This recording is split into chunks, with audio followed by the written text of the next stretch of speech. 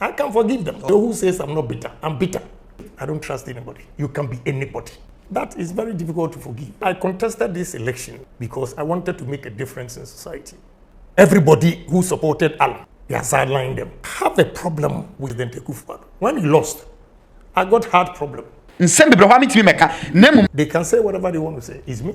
Honorable Kennedy, then tell uncle independent. No, Nanado a go NPP party. Kennedy director on Tiasia. Pay the minimum. Yama phone na kwaba emra dwumadi so finally Honorable Kennedy Agyapong Agyapong papa no di nsem bebre e na aba tudwa na after say honorable ekasa wiye no nsem bebre e na efi akire eba enkrofo bi adwa em say NPP amanyokuo no mpanimfo bi omu a em say omadwa san say abon nsem a honorable ekika no ekotwetwe nsem bebre eba quick one commander edimu info nyina eba na afi no bibia aye fine em say na de dodo na hwe ni mu ne say Honorable Kennedy, after say election no kwa wiye no. Say na nkrofon hye dante na no kasa. Okogina ho na chese oda amanyoko na se na o kan na nkrofo se asem we di o mo hye dante ase because ye ba beto aba no. Ensem a Honorable Kennedy kikaye na ye to aba no wiye. O sa akoko gina ho accept defeat simple say oh e free and fair no. Am say na nkrofo bi hye akire. Finally Honorable Eddie Sembebri and Ababa Tudja now say independent no onko. Edienti enama honorable kasa commander any crasher info ni nyina ode eba the quick one. Yanko video ni mrana. Yeah, right here komra na nsem na no dene. Ensem ho. Nsem so hyehyɛ adakam. Na say ukase sumiase. Ukase honorable secret ni na yi umfa mama Tudja because ode be Tudja ya na opponent no. Yeah, I work against him. Yeah. Initially, we say honorable person or then nkrofo bi wurawura a but we hear na Bawumia Awu so aba no from do o ma se so nkrofo bebre wurawura. Yeah. Di u chem say honorable secret de onfa matudwa biem. No crepa. Ha, na wa kire nsemu. Yeah, brother wa kire nsemu. Na minim say wo ba be gina so drop info bebre. Kennedy a kire nsemu idie. Aha. Enne de shadaka mu no. Ye be ye pie. So be ye pie. The quick one ye hwe mran ba. Ebe to aso we ye part keto bi na ye twanti ye be gina so na commander e dey drop info. I don't trust anybody. Because you help them when they get to the position they dump you. I will not allow myself to be used by anybody again. And I need respect. This year I'll be 64 years. So I will not allow anybody to treat me like I'm a trash. That one I'm sorry. So let them do their own thing. And we stay back. We are all party members. We are going to campaign for some people. So, I don't, look, my brother, if you know what business can bring to you, you will not be fighting to be vice president or minister or what. You know, I contested this election because I wanted to make a difference in society. In the sense that I've been in parliament, this is the 24th year. I've been in politics before that. And I have seen the problems we are facing as a nation. And I think we need to address those issues. So I thought, look, staying back and criticizing will not be enough. If you are the driver himself, you can share your vision and you can implement it. And sitting back and talking. That is why I decided to come in. But if that's not what Ghanaians want, I believe in democracy. And therefore, some are saying go independent. No, I'm not going to go independent. Because going into that contest, I knew and I said myself that it's 50-50. You can win, you can lose. So if you lose, why would you say that I'm going independent? No, I would not do that to my party. Just that I've learned some lessons that I'm sorry to tell you the truth. I don't trust anybody. You can be anybody. If my will, I don't want to do it. You can't convince me. With the experience I got from this election, no way. So is this generally you don't trust people or you don't trust politicians, or just generally you have no trust for anyone at all, period? I would say politicians. Because you can help somebody to get a position. And when he gets the position, he forgets how he started. And to protect his position, he goes against you. And that is what I learned from her. You see, some people say, oh, he's bitter. I'm not bitter. I have a lot of money to spend for myself. It's not every MP who didn't vote for me that I'm angry at. No. Everybody has a choice. But the very people who were my friends that I have helped to bring them to parliament, it's not a betrayal, but the bad things they said about me, that is where I have a problem. So who says I'm not bitter? I'm bitter. I'm bitter not because Vice President won. I'm bitter because the people that I have helped, if you are not going to vote for me, no problem. But the insults, I can forgive them. Well.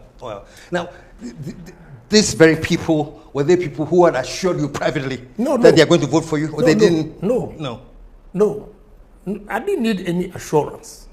Like I said, you know, if you support Dr. Bawumia, it's your choice. I don't have a problem if you don't insult me. Again, anybody that I have not helped, and through his own efforts, he came to parliament, if he even insults me, I don't have a problem. But I have a problem with people that I helped. Some of them became ministers. Some of them became MPs. Through your efforts? Yes. And they were the people who were making derogatory statements about me. That is very difficult to forgive. And knowing why is it that if it's easy to forgive, everybody who supported Alan, they are sidelined them? And when it comes to me, you say forgive. You don't pretend that I will not pretend. That's the problem. I will not pretend. I will let you know that I didn't appreciate what you did. And my last question was going to be, knowing that you don't like pretending, these people that you said you expected better from them, but not only did they betray you, but they actually said derogatory things about you. Exactly. Have you confronted them and told them? If you make a mistake and approach me, I'll give it to you well. You see, people say, oh, the guy is rude, this guy. You see, such people, the mere fact that they get the courage to come to you means at the back of your mind, you are stupid. You are stupid. And I'll prove to you that I'm not. I'm not. They can say whatever they want to say. It's me. At the end of the day, it's Kennedy Agyapong. If I die today, they will replace me. So I'll tell you my peace of mind so that you stay where you are. That's it. But I'm not peeved because I learned my lesson from 2008.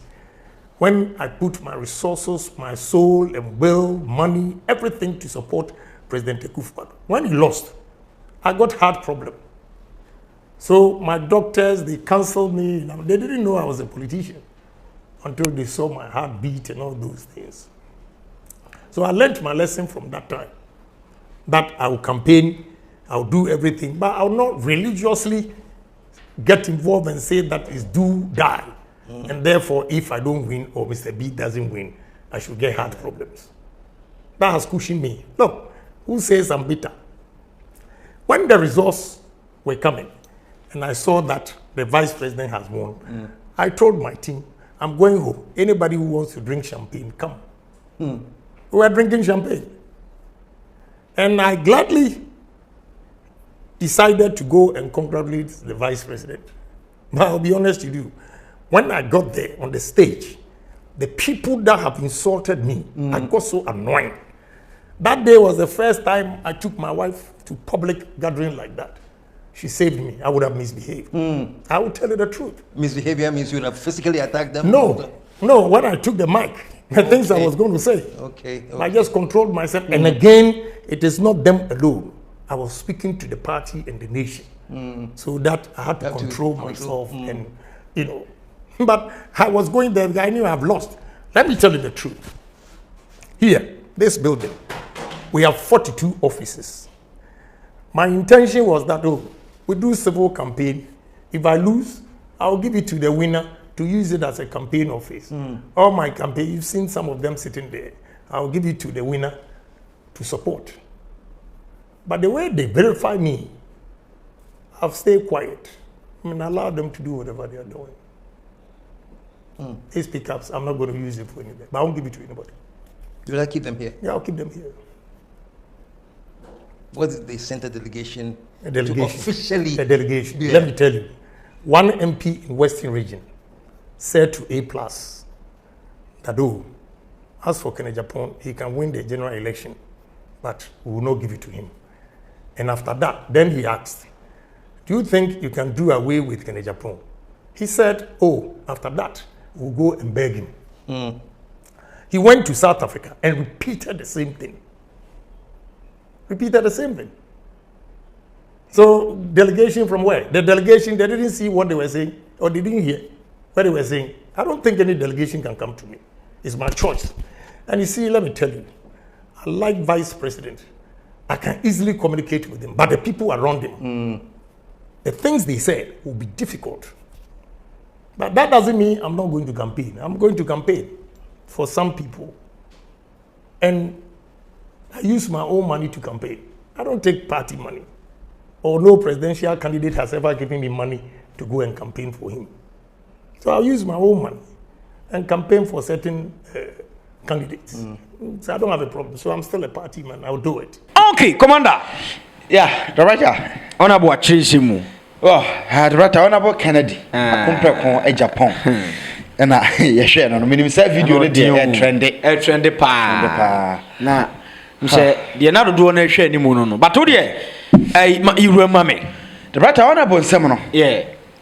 Me bone tofa ma chemu miensa. Yeah. Na ma chem miensa e wo pan we so say in the first place. Ye be hwe dey Honorable afam e wo NPP. Na ya hwe sisi the AC current happenings. Yeah. Na ya hwe future no say dey sit here. Okay.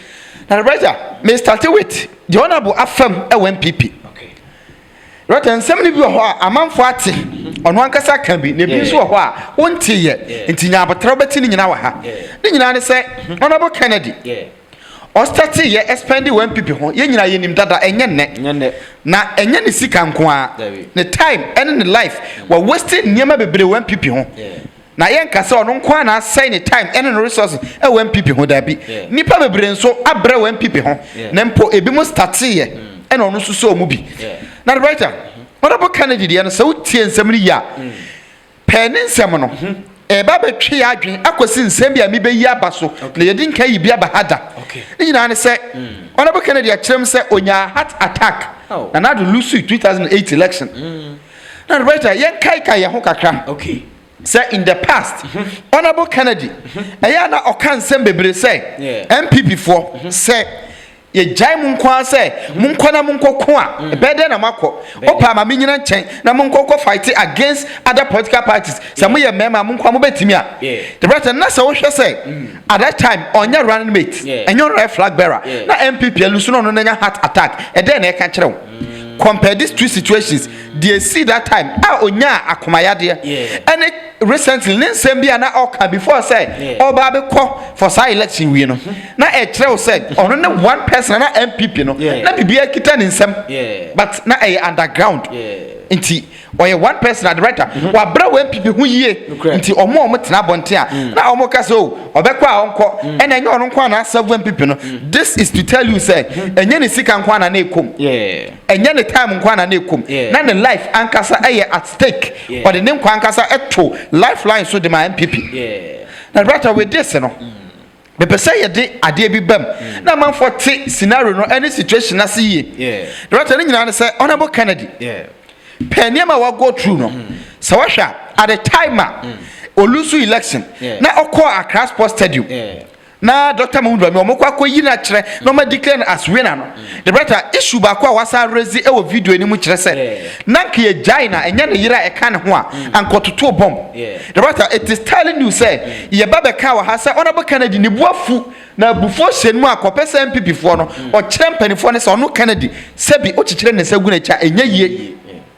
But current situation MPP ewomi and baby na Honorable Kennedy na Honorable Kennedy e feel say the writer on press nsem bi be fa ne so na akwakoba say Kennedy Agyapong mom e na egu party no at that time nti so hwesa situations no ene de me kire sisi ayi a Honorable Kennedy okwo honom no the writer na enye na koma mu say sabi ankobokwa ko gina ho na wakasa bokko no kwani ba bi da bi che no krade eno krade e unze chi mu se ifo kra na ko fa no the writer omo na nyane pe omo kwan no omo kofa ne nti at the time omo be fa no omo de ne kono no kra woman say that time no that is the untold story and no one side amount for anka ya fa ma boti amount for hu say na Kennedy mpe so obekọ na ompene so na NPP for penny for na nkasa ya we say Honorable Kennedy at that time omma nti den ye be ya e betuma ma Honorable Kennedy Agyapong waba into omo koye na kwaba say at all cost I just say Honorable Kennedy edi akire kono the writer Honorable Kennedy decided say ni onu nko akwa anhwa he will misbehave and ebasa onu ankasa nso nani munyam abafom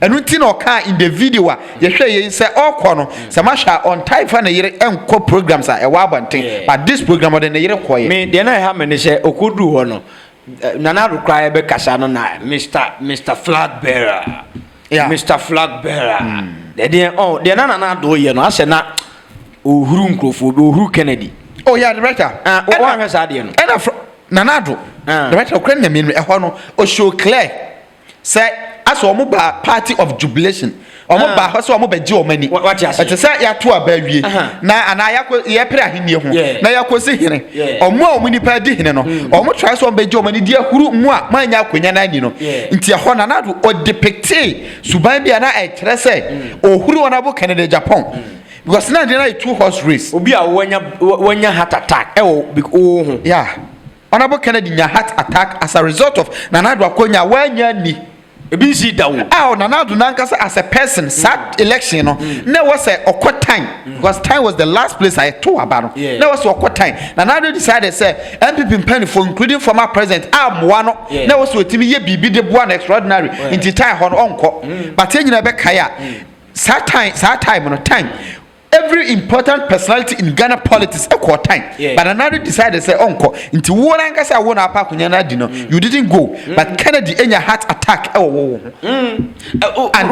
so am Honorable Kennedy na hold some bafom eba be sin na Kennedy yare a otimi kwada hospital US na obre na manfo kase oni ahode na Kennedy wo yare na this na wo pesika sika pebebrebe da bia wo ye adwa wo tewre na mo yare meanwhile emfiri ni sika ope ho no problem ni free na dan Akuffo akonya wanya ni in 2008 nti e kire say open nipa ba kwa na owo trust e na adwuma na Honorable Kennedy Agyapong you bet me ka say Honorable atete Honorable yade a wo fam nyina no e na nado ntia the writer betima aka on authority say Honorable hawa wo wom yade a wonamu amane ne like situation wa kom nyina no e na dan Akuffo nti e na Honorable Kennedy oyare ene arweho ahodo a wonamu no onamu nti nipa yesi omubu bene bibia se si nipa sumu koto die mu a brother obi sumu kohwe nkwa insum ni kohwe wuo because Nanada Akuffo wo ankasa as a person ye nya report to be as after losing 2008 election unya akomaya de no but nipa na odini sika sponsor odina hold sponsor na owo gide wo mu say oba you will be the best president ever in the history of Ghana because of one person na ogina Nanada Akuffo the departed but I'm saying it here today say na Kennedy Agyapong sir yes nipa ba kwa na ogina na departed na ye Kennedy na ogini departed say Nanado die they will not betray you because Nana yes Nana the one person what did Nana the super no like Osho say or ye plain on finance I went to into my Kennedy benya GDB be said Nana Akuffo dear on disappointed or nipa or nyatro for into not in the rain na ahyenu and this is one thing I'm Kennedy decided say on find the rare and show be in politics into no can say politicians and I will lose trust among no the right and MPs now what bo mo ne nkwada bi it started way back in 2008 okay Nanada Akuffo nti Nanado trust Kennedy nyama no yeah Nanado ebe betray Kennedy recently no nya MPs ne nkwa but Nanado as a person will betray Kennedy a ni nyina ka ho bi and Kennedy lose gidie e de manipa e wo politics him Kennedy enye omani nyina ni a because of Nanado dia the brother Sir Kennedy enye omani nyina ni enye one politician kra ni Ghana e Nanada Akuffo nti e na Kennedy ni obi ani Ghana habiem Nanado dia asembe ba Nanado dia asema ba o the brother in sema ba pa but in sembi o ho a e na shade kama ye mpese be ye pie but at this stage okata bibia so a enye ye biem because it is clear na so hwa Honorable Kennedy Agyapong na Nanado na relationship in the writer ask yourself say na etiseng na ede na beba na Nanada Akuffo in a meeting before election NPP mpanifo nyina akohia na yesi obi ampa ne san shekra ta se obeboa ma asomdwe koso abato anim na asomdwe na chi no resource obeba bia no obi abeje atum se de bia asomdwe be tena ho party nim na Nana Akuffo do beko meeting no na ne buafu meeting na se na honorable Kennedy mom clearly na nanim and like the expressions nyina kire say e ono na Nana Akuffo do buafu no yeah honorable Kennedy entimi paganity o hwa na nado anim a na ba sini trase e den about utuma that time the writer that time no the writer maminka semu ha at that time na honorable Kennedy all course our meeting no na wadin kan adidi nkomo bebre atensem abonten se na Nana Akuffo do ebuafu no se adentina all compete Dr. Mahmoud Bawumia na ode nsem bia asie wo party no ode ba abonten ade Bawumia no Nanado winning year no 2016 year no or winning 2016 no omo ka cho mo say after Nanado no Bawumia na e ba na the right omanka and that time mpo na obi some people for do na e wo mutirim say including penifo no Nanado ekode a anhwe adache Mr. Lankodjo Chamatin e beba that was I dwena na e wo nipa bibiri to at that time be ankasa na start the right time I dey start ye pa no in 2019 okay the right same way yenyi na yenkyerɛkyerɛ na amanfo ntiase in 2019 and Nana Akuffo do onim penifo atwa ne ho ahia they decided say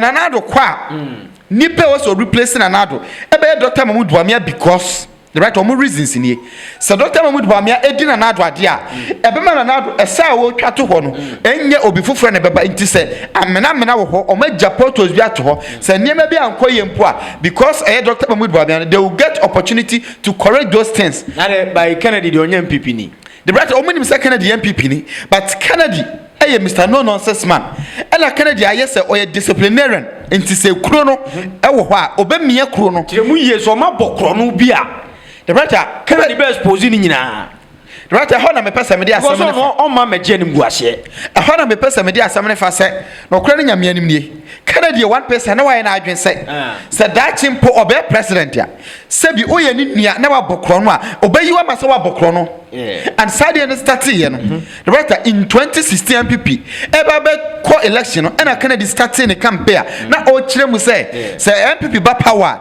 in the previous government no wa bokro no bi on be chew na mpo ye MPP ni na bokro no on be chew nti sasem no eto na Nana Akuffo do trim and empanifo ma twa ne ho hye they decided say in 2019 omon building obi a wo ye omo ahonipa said ye be obetima cover omo because at that time na Ghana bobusia bebrebe no the right na enye NPP fo nyana so bobusia no so including honorable Kennedy Agyapong in 2020 ye be ko election na on so bobusia na o ma bo in the past and omudishins bebrebe no na on so na bobusia no so na nsem wo ho nti the news say no baby ade na ko no that is say nipa fofo be president na o MPP nimpo na we amfiri o camp ho a the writer oni omo e be a problem and almost started some Dr. Mahmoud Bawumia from 2019 they built him and in 2021 in 2020 election making it clear what party him say Dr. Mahmoud Bawumia is coming but free Nanado no in 2022 I feel Nanado say show say Dr. Mahmoud Bawumia or preparing he's likely to take over at that time and I want to Kennedy who say baby he need to take over from them okay met me busha question the right bisa busha ochemu she enye sika bi ana bibi nti no ba be president no yeah but yeah on my no dontia se obebo my for no unu she Kennedy and a right person I wasn't go lead Ghana the right me unu say Kennedy and a right person also lead Ghana as a stance we say you over 30 million Ghanaians and timi ka say Kennedy Agyapong ko na ye Ghana ni asebi obetima ye Ghana yie but per first year e wa bontin sese no omo assure class on bedi mampani no omo nsem a omaka ene adwene a omo ede taye kire omo ka omo di kire mu no e ma me je honorable Kennedy say onu mom ene ye right person a obetima change niema na the right honorable Kennedy de no from this angle say honorable Kennedy the mama gidi say oye right person or your businessman minim say ni padodo na o mosin no obi aye adwuma but Nana Akuffo assistant one president in a year sika onya as president about 9.3 billion old Ghana cedis 930,000 Ghana cedis ene kakra and Akuffo na ka say o ma mebo ekro no yeah right no kre o say baby na tifia drum so pay sika ye sika nya ne hwe but what you sika no man could do at that stage. But so check sika onyan in a year from presidency na minim say ebia as politicians eniema bi for baby for back doors ema omo until to go beyond that.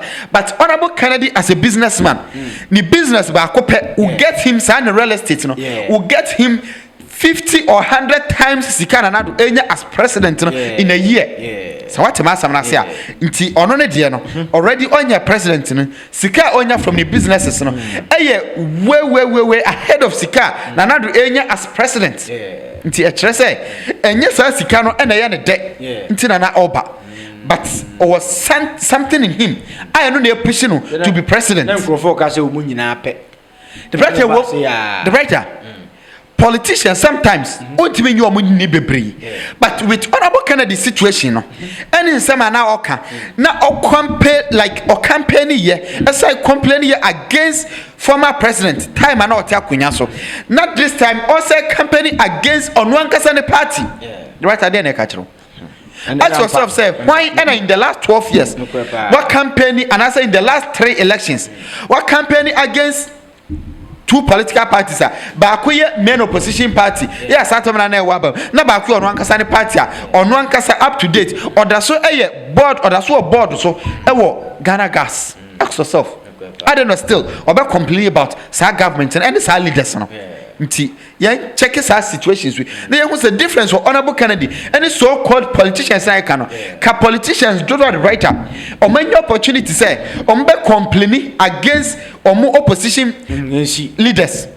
Or main opposition leaders. Not later or one kasa party baba abaimu. Na yaman opposition or kitem. Not still all complaining. Ejirabonte estating a class. They don't deserve to be in power.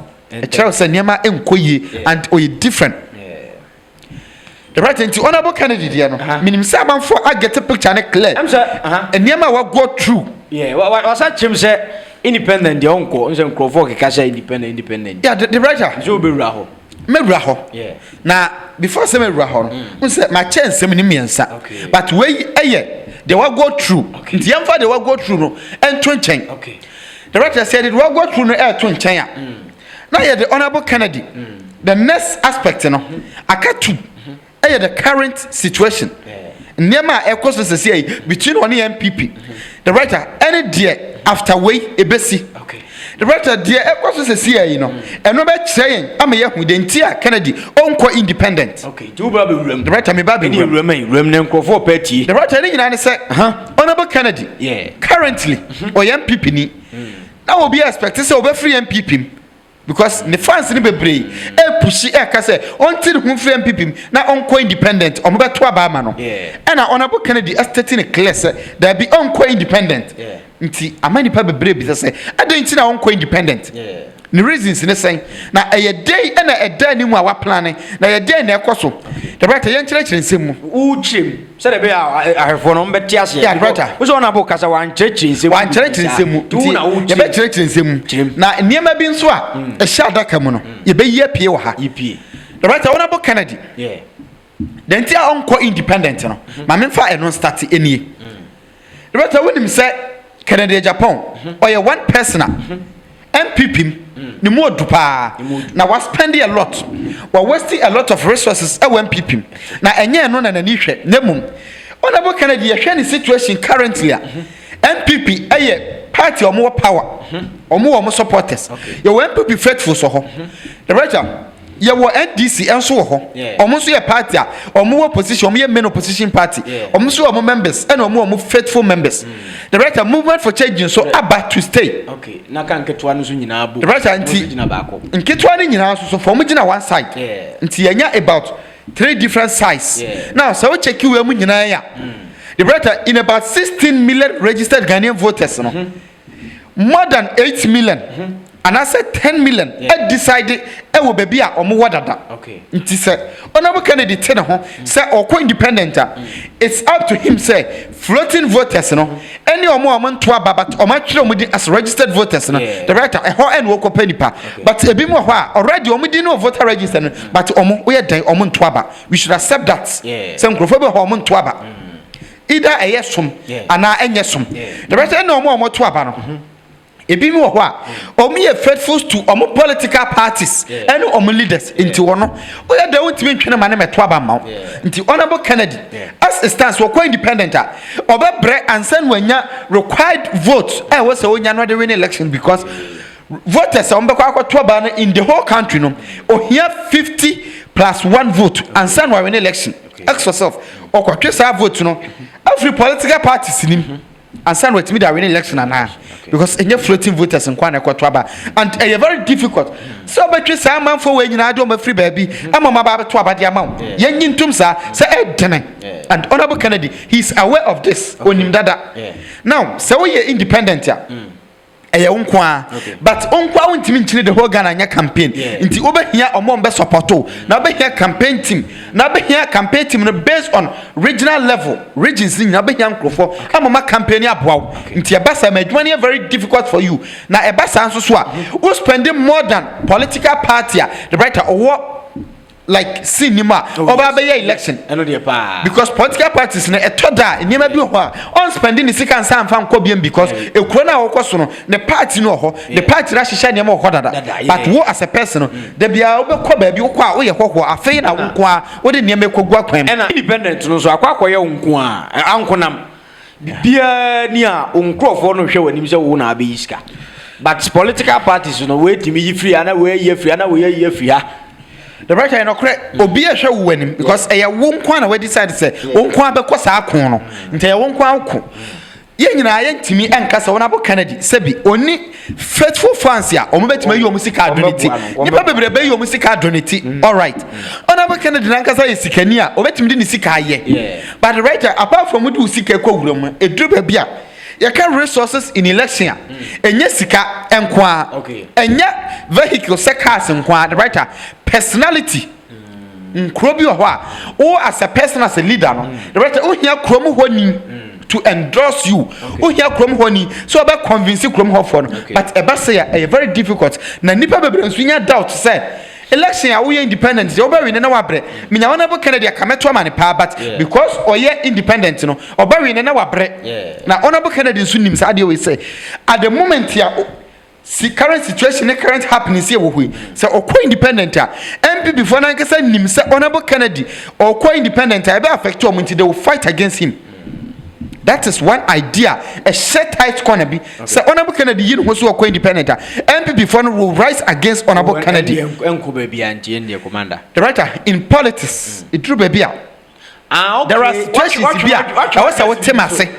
Say honorable Kennedy. But say honorable Kennedy, you know, say or quite independent. The writer they will work against him, being in business, being done. On be working against honorable Kennedy. Until drew baby as a person. Go be a sida. Ebiasi bebre ya Ghana ha esi bebre kra nti se honorable Kennedy eduru be bi odweno no anka se be wa bɔ ne bra akoduru ho na ohwe de wo nanima na kyerɛ se any also protecting the businesses na o protecting ho na o make sure say e brother so nanim because o kan ye because I don't know kan say me was 63 years aka 1 year na menya 64 nti e wo say me yeku na me respect me ho na me protect me dignity right e dey na baba utri ni trim say on kasa asam ne say o 60 obeko 64 nti o say o ye ku kaka e kire say obi antimi nyo obi ahwe the right politicians omo very scary omo na Dango Akuffo as a person ni hunye obi ansuro no the right obi ansuro bi powers ni kitano enyina nipa masa the right enyina nipa but powers na kitano no it gives him the opportunity ama niema bi ho a ye de be wo fa angles bi the right say be obeti nche a obedwene se enyam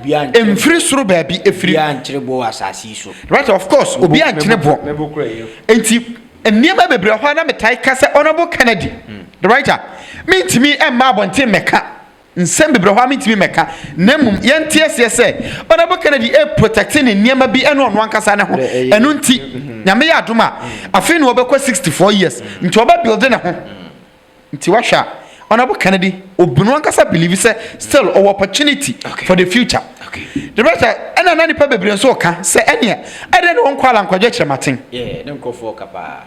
I Mr. Alan Kwadwe chematin no honorable Kennedy de yenim say no kre omudi nkomo. Na message sibiem say omudi nkomo ko very deep ankasa. Even recently omudi nkomo yie pa. Na nkomo omudi no eye baanu nkomo. Tie tie mesane mpanifo nkomo mo ha. Na mum Alan Kwadwe chematin ene the movement for change there. Omuda ye so pa ne senka honorable Kennedy pe baby a wadru no ankoba be ka mo no maka bom akọ 2024 general election because omunim ya Kennedy aye ene de Kennedy etimi ye so decide say obe campaign amawa but when situation so ma ade ne ye de ne say honorable Kennedy sees himself as a leader also no mum a leader ade okay nti say ujai say onko join obi a wa building ade dada Kennedy so oy one person on person yeah ono on pese obesisi obi because ensisi ni to ensisi nti one Alan Kwadwe chematin de no Alan a build niku wa building nkrofo nti so ono ne kwura ma oka se Kennedy emra na o meye leader no no mom em flag bearer na Alan enkoye running mate mpa Kennedy director on tiase pe de miminim ene nkoma di Kennedy want tiase because ebasa Kennedy hu ni se de bi Alan abre wakoye na de man enjoy from the sweat nti abasa de na chese wona ba Kennedy onu mo bekwa kwa back Alan the brother de Kennedy betima aye ene say edru ba bi na wo say sometimes o cancel papa bi fa Alan Kwadwe chematin ho the brother obeka fa ne ho okay but say okọ na okwa run mate e de ma Alan Kwadwe chematin the assistance e de ne kakra okay ye nyina ye nim say Alan de oni Kennedy ntem e fa but e de kakra so obekwa campaign as running mate e de ama no ena ye hwe the next scenario I know yet the future between Kennedy and the NPP. The future between Kennedy and the NPP is so. And I may bet me in summer a woman. The brother Kennedy, I can't say my view. And to be say, way forward in anything. Or no uncle parliament. Or no campaign. What can't say obey name or nipper or baby campaign. I'm going to say the brother, and yet. Dr. Mahmoud Bawumia because Dr. Mahmoud Bawumia then you're making it clear say honorable Kennedy or say oni Bawumia ni problem betima fa Bawumia nemu nkrofo na atwa Bawumia ho ahia ni nti onko ho nti yesterday ni clear say per this kire say onko gina bonti enko tietem nko campaign fama Dr. Mahmoud Bawumia nemu wakase some of the MPs waboa wo mo na omo nso so omo di ya de etua ne ka omo betray no the right on fan cha omo na oni omo nwie ye o nkrofo bi a omo boa no ya baba ka wa hasa saa nkrofo ne de oba campaign de amon because ono ankasa so ye kan se o pishe manfo bi de omo wurem nti saa nkrofo no ontimi nyina ni ma omo do we lose trust e de ma politicians but still on nkrofo a oba campaign e de amon se vote ozi Voter also bomb pa. Oh yeah, the writer. Any central for baby or more faithful the man. Yeah, baby or how so campaign. Yeah. See, that is that for campaign issues no no. But one another sector and so yeah, honorable Kennedy the writer. Say why not you say oh stay when people no. The writer nipa bebre bisa say future net to sing. Yeah. The better honorable Kennedy the plans for the future and say within NPP no for now a number 2 and a one trim rather the first one and say honorable Kennedy want to stay in NPP now on fighting your party no enyina ho je party na siwo yeah right say na ya na big can say so omunya ni omunfiri o metna ha je party na siwo the Kennedy the first thing and say when decide say obeste NPP now akwa je NPP esi ho and we are one side no right now the other side so say Kennedy hwe na say oye na enye yi a the brother obe free NPP mako na no na etu o free NPP mu kwa ye hye no so say okwakwati ono ankasa ne political party the brother on fa ne ho nkobo obi na any on this ye the brother so can say honorable Kennedy anti political parties see ya ye hwe niema obehia ene de obeya ansa na wetimi enya political party my electoral commission agena tum say omiti standard because standard bi o electoral commission asate political parties bi organ ha yate but election edru ho a omokwa forms no the right after vetting be drop them because they don't meet the standard the right abandon the nyina say with 8 months the bay and better political party na political party no regional level what be regional branches ayi penny for the writer being so about appoint to so by election now constituencies ahodo the writer a very difficult 275 constituencies plus 16 regions a bed so betimi ayesa nyama we nyina at the right time now what science so etima ye ne so okaso wo yempa e be ya hopepre nti enhyera anya papa bia sa nti to me honorable Kennedy yenya abatrama no na so beti ne political party the writer enya at the right time bia advance 28 nti anka after 24 election na no na watoto niema na watene political partnership party ni be wa system nim for best 3 years and now 4 years before election nti say yakwako enkodru ho no na wa build bibia dada na party no so anya hini was see an ote a party ni anyi hini na yadru election so wutra anya ye na wote party na wote na yakwa election na election results no ankoya the writer obia na we interested to join you bia no omunyina abambebu okay anhwa omuntimi nwan no now ese o se any resources ne niema ne cash so dani bi wo a or to was enkomo fa meye niema but on fa ma NPP for on se ne bre wo NPP ho biem commander ha NPP amayoku no the writer ye mi say ho say enipa otimi talk about 739 pickups ama one political party there were 275 constituencies in Chester automatically were gifted every constituency beer more than 2 pickups more than 2 nti say wamamu 2 pickups for each constituency the right there chere say makwani abadie ne mu bibia no ono ema ne smooth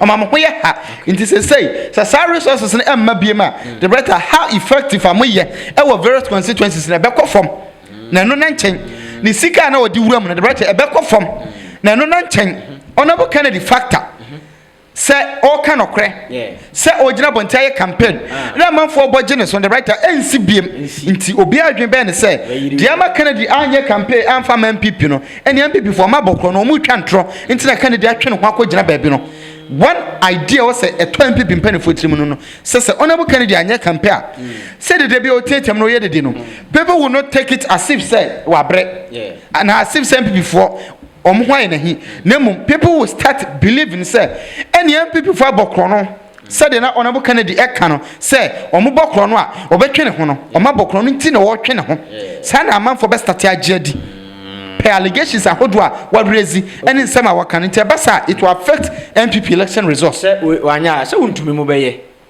the writer now we go bebre ba untumi to you the day the writer bisa ho say maka ye wa adwuma edi sika ye ede wa adwuma edi nipa ani munyam na ye ani nipa ankasa ena ye but ye wo personality nti na ye ka me kasa bia me ka personality in politics inye nipa keku you can pick thousands of people nipa 1000 betima ko gina ba be campaign and convince nipa 10 mpo nipa 1 will go there oba convince 10 million people what be say ho dentia nebi bisa ho this question say eden na nipa ba ko onu nko betima akoba bi the writer everybody will be in loved in the 1 minute speech in the 1 sentence but before so no be kasa no from MC from nipa omu bi ekwam nipa more than 5 ne kasa writer as mo kan obi akofia won kai ba ko but say nipa no the 1 minute speech and as in 1 sentence no ada will be atima e be trending across the world what be say ho dentia that is personality honorable Kennedy o de chama wontumi mototo no ho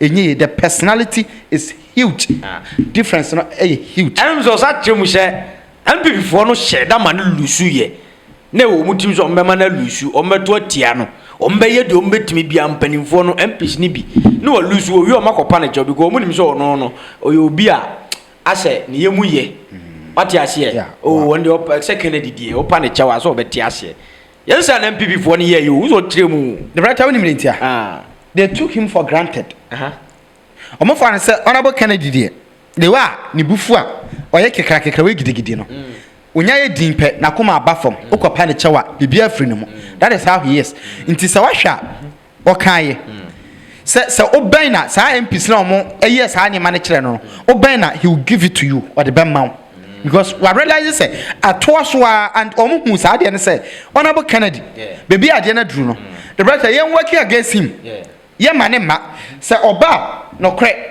very likely so no mum everything the MPP abreaki 8 but loopholes no ntokro no oba Kennedy ntokro no obayi ani ato ho oba mo bia hu baby antokro ne da on kata ntokuro no so e megye ni ngwase no because o ma creating ntokuro bia e de ni ngwase e bebre the next person until the next person how beba no e two things either you expose san ntokuro no and I say obegye san ngwase na ma ho and nobody will want to take sa ani ngwase no until o mo hu say honorable Kennedy say obese kim obe expose san ntokuro no until tesadia let's fight against him yen kan nsha menem e wia na ya yi no na ya pa ne chew the right assembly ne hobim until inya one incident the writer in some nene na bibri your friend is saying bibia ni anwa so be kwai MP honorable Alfred unye so no na na oka writer ye clear anan o amanfo ahu say ono na oka ye clear say wo hu the writer ye de ya eduma no say nsem na ehinta no ye bayi nsem no nyina pie nti say video no hu say honorable eka say one MPB ekan e wo western ana western Africa esai ko South Africa sa ko kan bi ma right na ye bebia ni anwa so be kwa MP asem na woka say honorable Kennedy ba we na de the right yen ko position nti yenye bibia ntia no na o lose ye wi ani akopa ne chew enko bebia and say wo hwe sansem ya e de na be ma e be ya sa nipa ne de say ono be sa ye fine bi utimi kan asem we kire me yamma misika nhye mani mu nwase mu wi ana ma be pa me chew sabi me pa chew na change bibia na it doesn't change anything nti honorable Kennedy there it was planned omo plan it to ho hye say omo be gu nani ma say omo be na lose election no na so omo ma Kennedy lose election wi a no ko omo akwa ne chew amana sa be campaign dia ma omo ena Kennedy nso ho no decide say okay maboa mama lose awie me so me boa mama nye campaign two things obi a one side nti obi ani ne lem say Kennedy now say MP for be ha omo the right so be dere wo mo wo say e wo kwa so wa din an no de bia be wom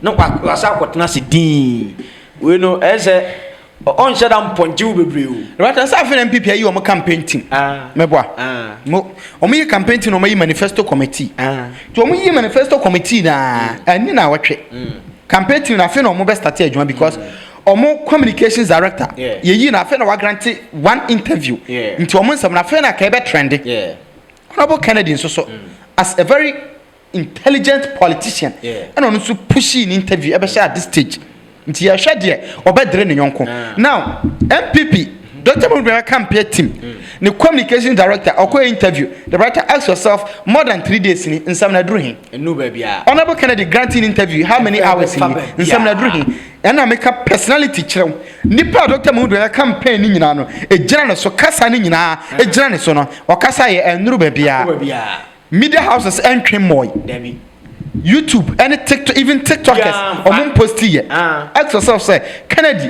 on Kasa, you're not the writer, not all better national. None of people I shall see a post to say, honorable Kennedy, because a child personality. Yeah, on your Macasano crown, near the camp video, Nibiwaha. Yes, it didn't kind of video has some days before I say, oh, Babeka say, excellence and cra, or Babeka Sani, dear Babisi. A child, honorable Kennedy, Ninsam, because even MPP.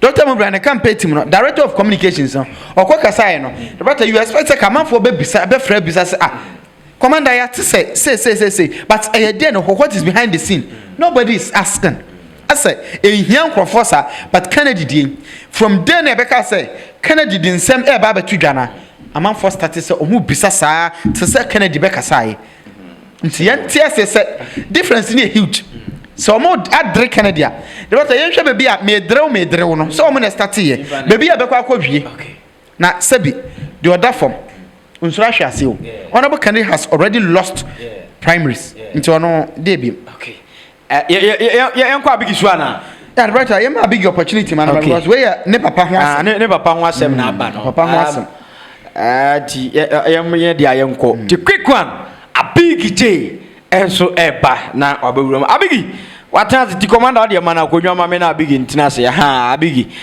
atana se de amama na kwa abigi kokore sinama nyame adom na na abukan Japan da ruma me ho o baba kasa o wa nsemu na nsem no bebre o se because of nanado nti wayare because of Akuffo 2008 obu Akuffo anwe no wanya kuma yade ama ise no ade na ba beda ne ho Emma Otoko so 2016 of fighting Akuffo Emma Akuffo betena komia so and Akuffo disappointing sa because of nanado nti na Kennedy yare sa no arebo we nwem the better misrew me me papa on African Japan wakasa makoma to me yem nti ane a me bekasa de bata and the start me kra wo de start me and the start me kra ane wo de start my bo asum wo de start me nia me kasa na jijimi a me de start wa ai na ne friend de start ane na me chese me kasa ane me papa kasa se me kasa na jijimi ane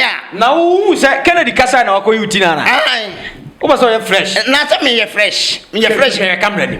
Say me fresh temper. Me fresh temper baby. So what you say? Wo di benya yere. Jam ana say manya wie kura. Sa. Yenkwe. The rata. Na do de. Enye wanwa. Di susu. Na do de. Wa start finish. Oh the rata. Kennedy akasa ne ye behwem. Me say me tie me papa kasa. Tie me dabi the rata me say enjeje me. Enjeje me ne.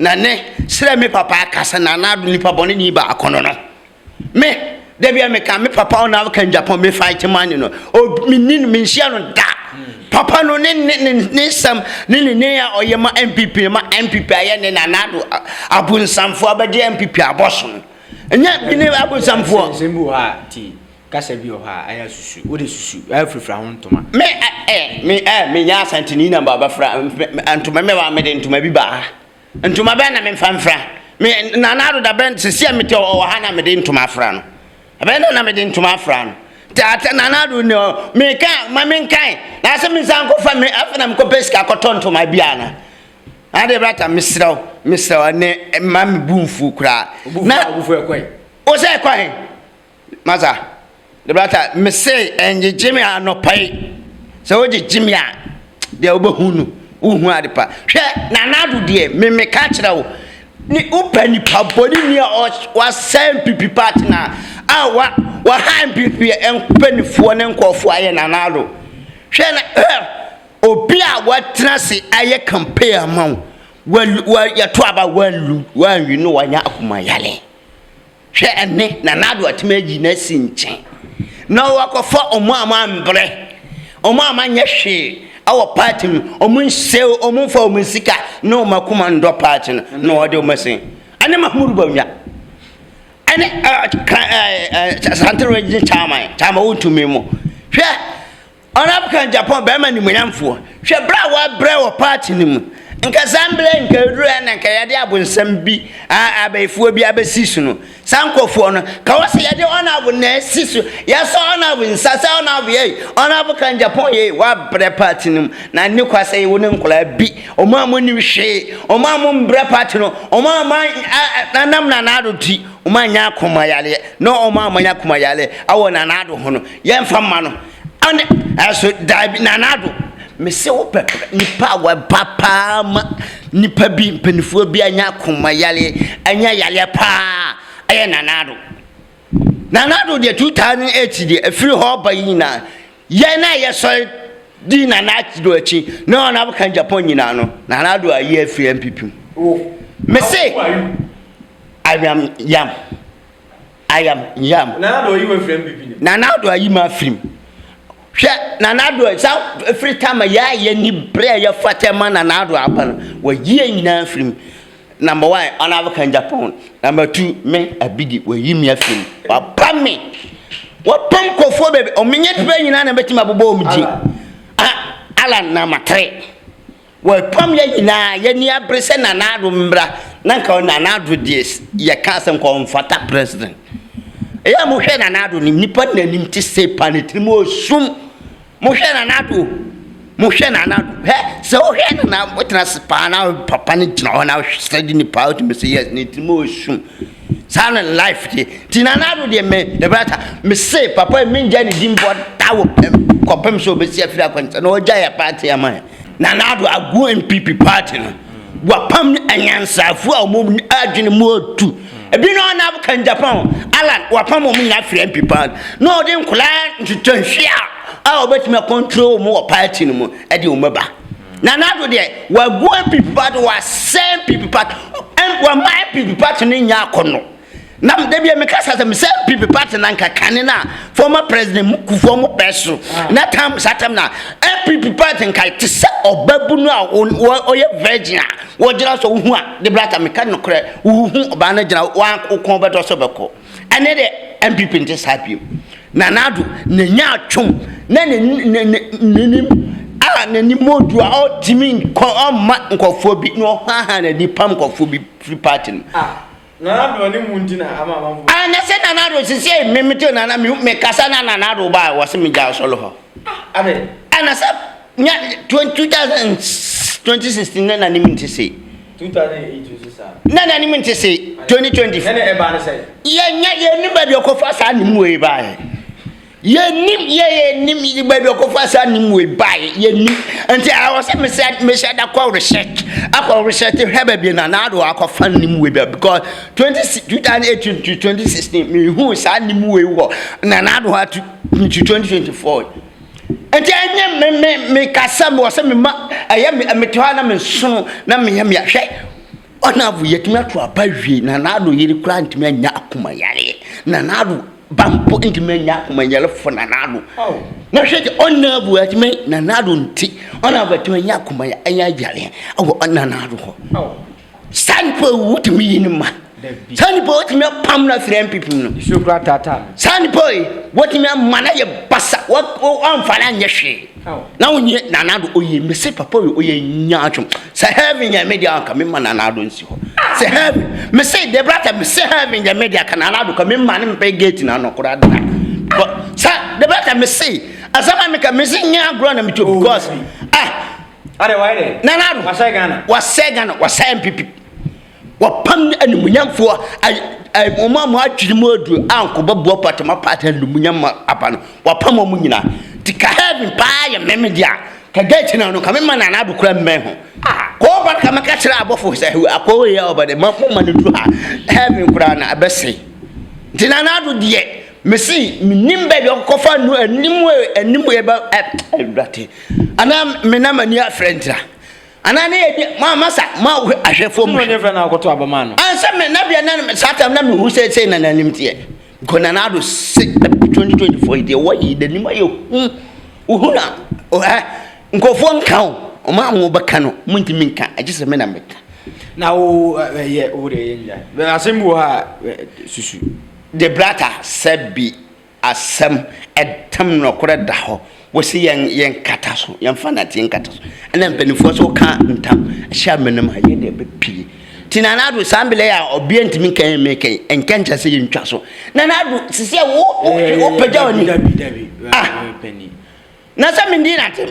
uni na tem nti no ho fa na meka sen sisi na 2024 ne ho fa ka wadi njiana many beji nti ne no 2024 ne nima ye hu ama ni monyamfo bema na tikoti se wo wanim an ni monyam de ampa kanne na 2016 no won ni monyam nene ane anumunyam na hwehwo nta no ye sa 2016 ne na do anumunyam no na Ghana ha ne obi ani bi yes 2024 nanado hwe oni anumunyam biem anumunyam na do wa tia so asem awigi so trense mu nado se me don na okay ai me kan no kra che nanado first na me don nanado me na me so ye president nipa ya ni di party ni mu a obama party ya kono onyi nkofo bi free NPP mu na me ta na che na me nim se nanado oye nya atwon oba party ma o chem o se party no condemn sa nipa yi me hu se wo ye aboa wo hu wo ye aboa jata ore yemfro na yenko be fofre